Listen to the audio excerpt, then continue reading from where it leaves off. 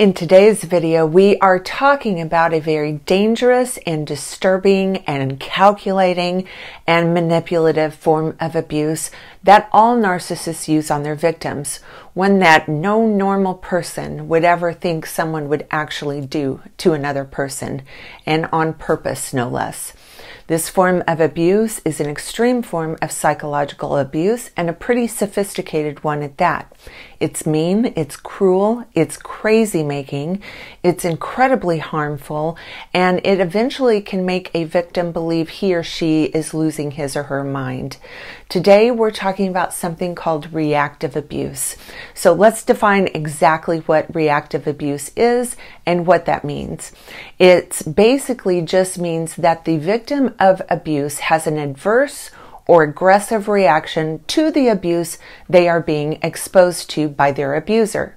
Simply put, reactive abuse occurs when the victim reacts to the abuse they are experiencing. The true narcissistic abuser will claim that the victim is the actual abuser because of the reaction the victim had to the abuse.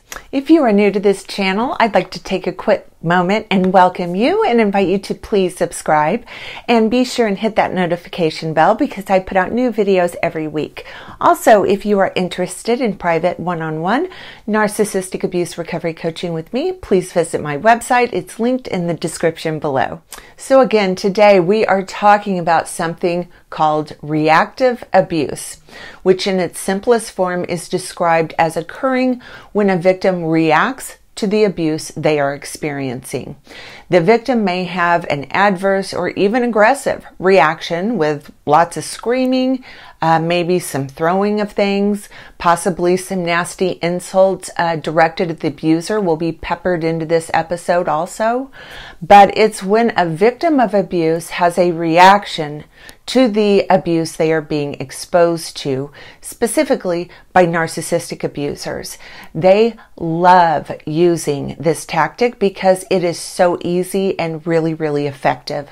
So what will happen is the victim of usually chronic and continual abuse and gaslighting eventually snaps and has a normal, ugly human reaction to the abuse that he or she is being subjected to.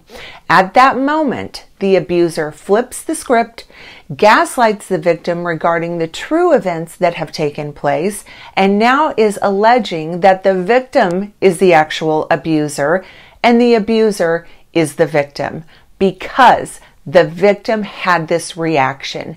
Maybe not a pretty one, but certainly one that anyone would eventually have when consistently being exposed and subjected to narcissistic abuse. That is reactive abuse and also gaslighting at its finest. So why on earth do narcissistic abusers subject their victims to reactive abuse? Let's dissect this for a moment. First off, they use it as the proof that they need that the victim is mentally ill or unstable or crazy, the one that clearly needs mental health care help. That's number one. Number two, by doing this, if it's successful, and let me tell you, over time this is incredibly successful, the abuser actually is able to convince the victim that the abuse they are being exposed to is their fault. It's not the true abuser's fault, it's your fault, the victim. This is also part of the grooming and conditioning process that narcissists put primary sources of narcissistic supply through. Remember, the goal of the narcissist is to gain complete control over their victim, blame them for everything that goes wrong, and be able to abuse them whenever they feel like it. The narcissist is blame shifting and gaslighting the victim to become confused with what just took place, and slowly, over time, the victim will become more and more dependent on the abuser's interpretation of reality instead of his or her own perceptions. Another really gross and disturbing aspect that can happen to a victim who is consistently exposed to reactive abuse is it can cause the true victim to feel extreme levels of guilt and shame and actually pity their real abuser, which of course is the abuser's ultimate goal. Boy, oh boy, if that isn't power and control, I don't know what is. The abuser abuses the victim and intentionally and calculatingly tries to provoke the victim into having an adverse reaction, and then the abuser switches the scripts, switches identities with the victim, and blames them for all the problems, convincing them something must be terribly wrong with them. And on top of all of that, is able to make the true victim feel deep levels of guilt and shame about themselves while feeling pity for the abuser.